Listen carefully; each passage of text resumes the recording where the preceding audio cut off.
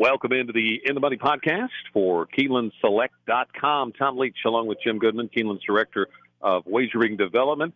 And we're taking a look at the Sunday card, which features a couple of graded stake races headlined by the Grade 1 Juddmonte Spinster. But, Jim, we want to start out with the race for 2-year-olds on the turf at a mile on the 16th. It's the Dixiana Bourbon Stakes, and this is always a well-matched group. Presents a tough handicapping challenge. This year's no different. Where did you land?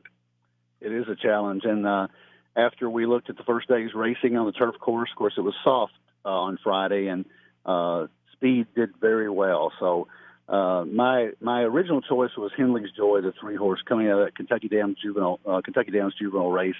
Got up by a head, but Henley's Joy was back in the pack and closed. I'm going to take War of Will on top. Mark Casse brings this horse here from Woodbine, where he ran in the Grade 1 Summer back in September 16th, got beat by 3/4 to Fog of War, and I think it sets him up perfectly for this, and it looks like he's going to go from the inside post position if he can clear the 2-horse. So I'm going to take War of Will here. I'm going to use Henley's Joy and Concrete Rose, the 4-horse for Rusty Arnold, who had a great debut at Saratoga on August 20th, got an 82 buyer, won by 1 3/4 over a couple of horses that came back and won, introduced one of them, and I think that horse has a real shot. But again, the way the turf course played on Friday, I'm going to think speed is still going to hold up a little bit. I don't know if we're going to get any more rain over the weekend, but it's still going to hold up, I think. So I'm going to go with 1, 3, 4 there with a little bit of an advantage because of positional speed to War of Will, the 1-horse. I think probably the most likely winner is Henley's Joy or War of Will. I'm going to try to get a little price horse here in Blockbuster, the other Cassie horse, which is going to be a little bit higher price, I think, off a mediocre buyer speed figure. But the thing that you have to do is go back and watch the race that this horse ran down at Kentucky Downs.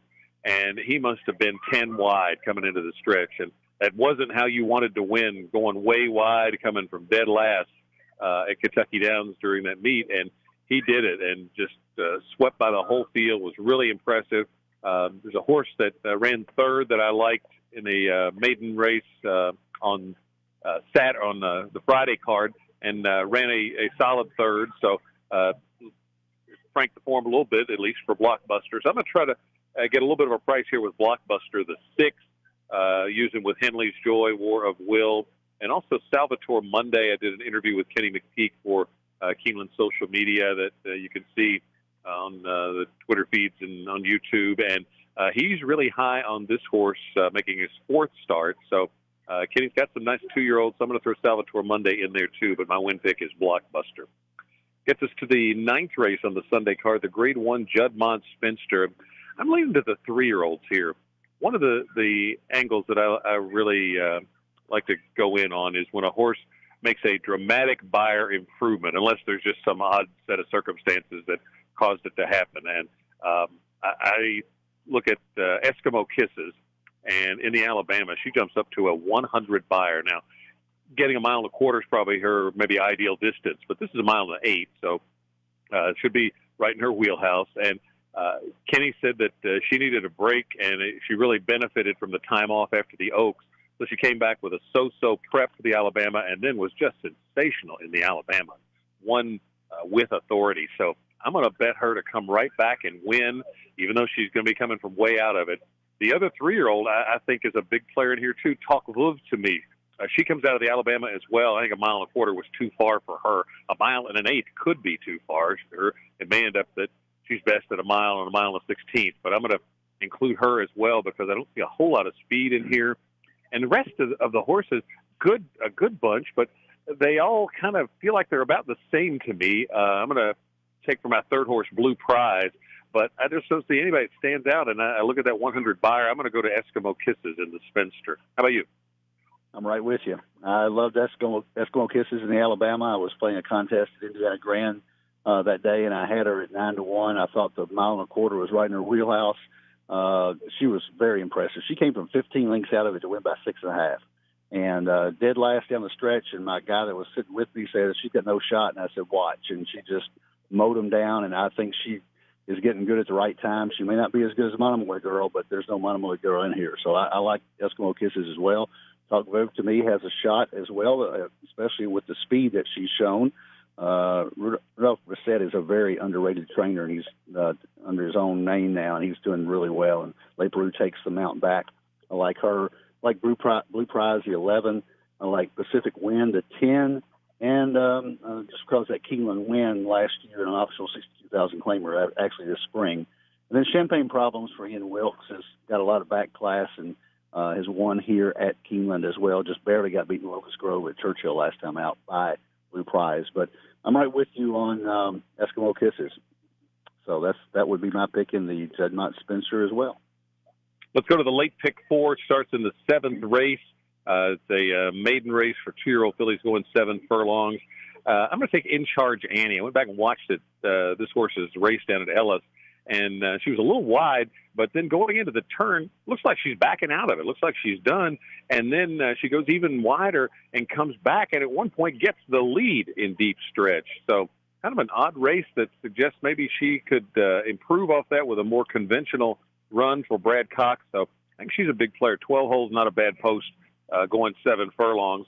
I would use the 4 Champagne Tail from Dallas Stewart's barn, the 1 Play for Gold.